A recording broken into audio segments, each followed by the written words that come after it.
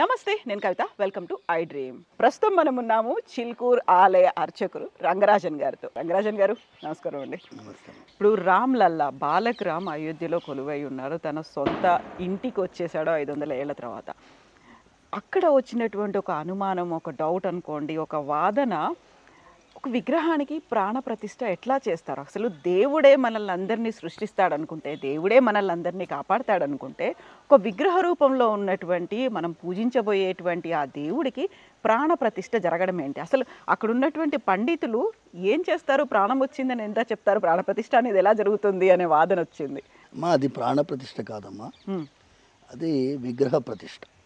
ఓకేనా? విగ్రహ ప్రతిష్టలో ఆ స్వామివారి మూల విరాట్ అంటాం మేము. ఒకసారి రామ్లల్లా విరాజమాన్ ఎప్పుడు అంటారు?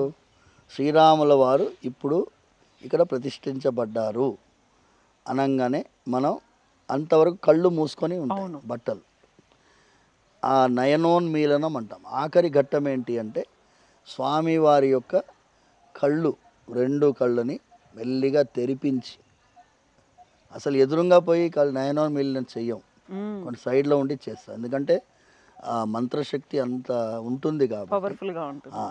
అది అందులో షోడశన్యాసం చేస్తాం. ఇవన్నీ మీకు మొదలు పెడితే ఎక్కువసేపు పోతుంది కాబట్టి షోడశన్యాసంలో అక్షరన్యాసం, కళాన్యాసం, ఋతున్యాసం ఇన్ని ఉంటాయి. ఏ ఋతువులో ఎలా ఉండాలి స్వామివారికి ఆరాధన అన్ని న్యాసం.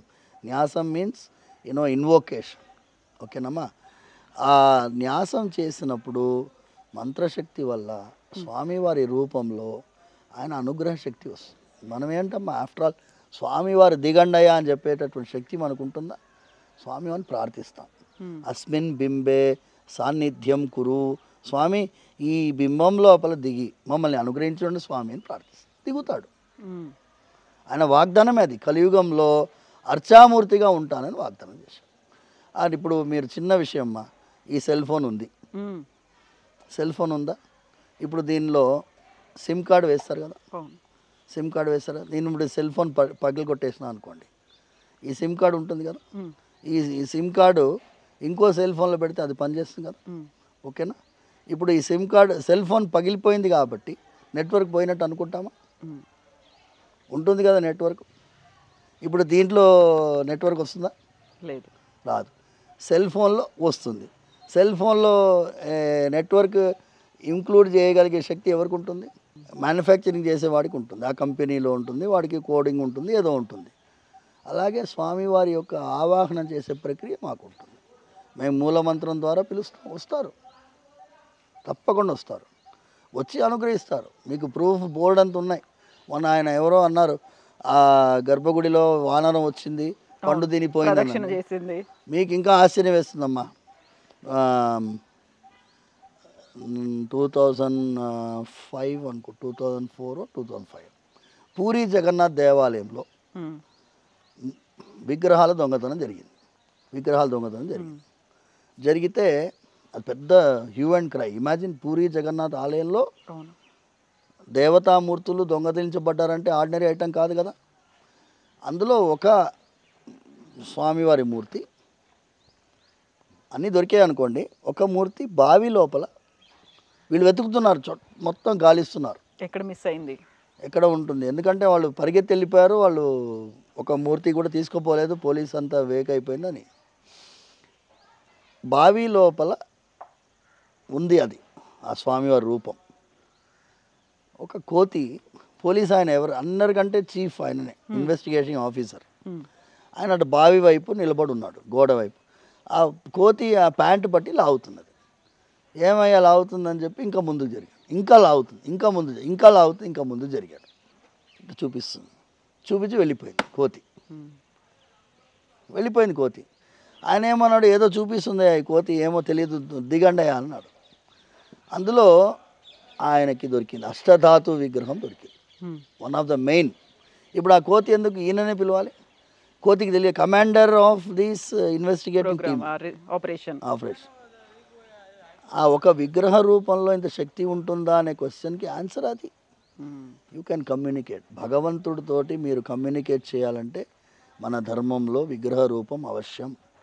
వేరే మతం వాళ్ళు ఏమని అనుకోనియండి, ఒక అది రాతి బొమ్మ, దాంట్లో ఏం పవర్స్ ఉంటాయి వాళ్ళు అనుకోండి. వాళ్ళది వాళ్ళు నమ్మమని మనం అనట్లేదు కదా. ప్రపంచాన్ని అంతా మొత్తం మన ధర్మాన్ని నమ్మమని మనం చెప్పట్లేదు కదా.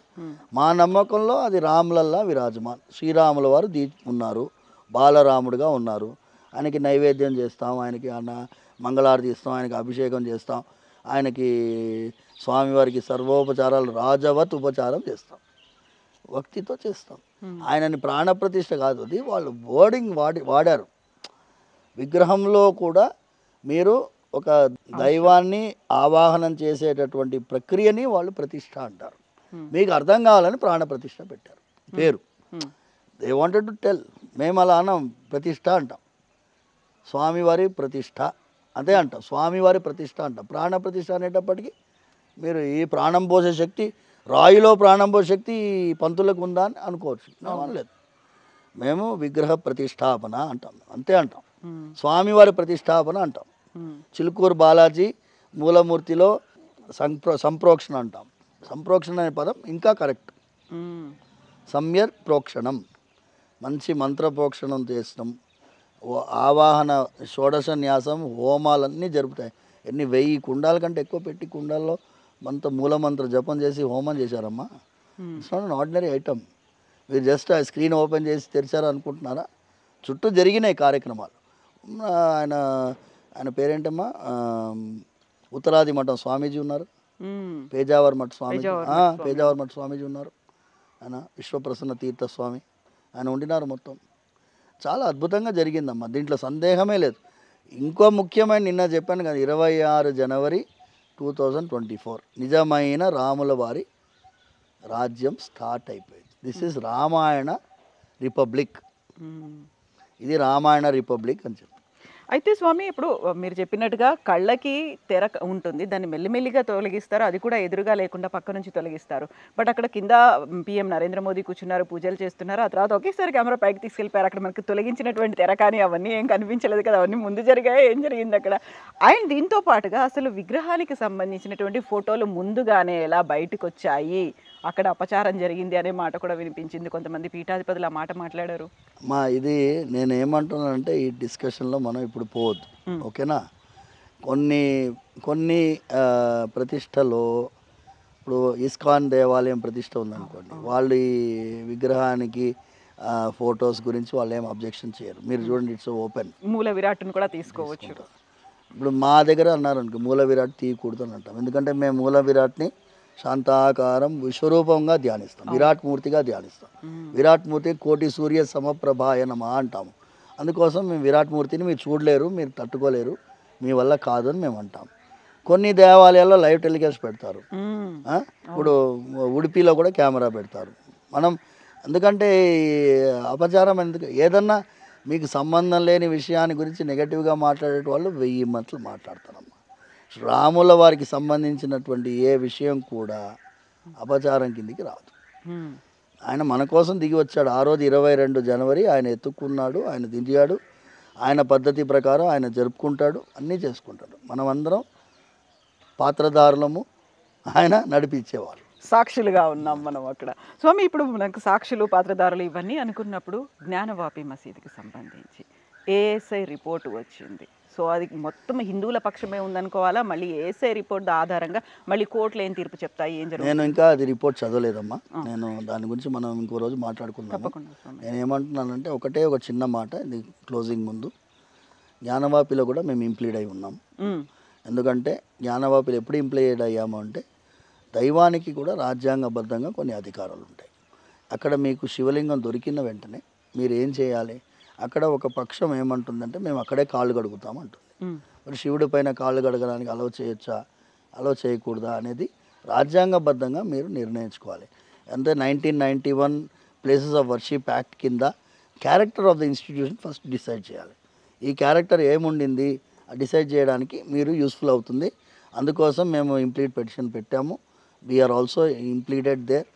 దాని ప్రకారం భగవంతుడు, ఇప్పుడు నేను చెప్పాను కదా, రాజ్యాంగంలో ఆర్టికల్ 26లో రాముల వారు ప్రతిష్ఠితులు అయ్యారు కాబట్టి సుప్రీంకోర్టులో కూడా కొంచెం జడ్జిలకు కూడా కొంచెం రాముల వారు ధర్మాన్ని అలవాటు చేయాలని ప్రార్థిస్తాం. ధన్యవాదాలు స్వామి. Thank you so much. మళ్ళీ మనం మాట్లాడుకుందాం స్వామి. Thank you Swamy.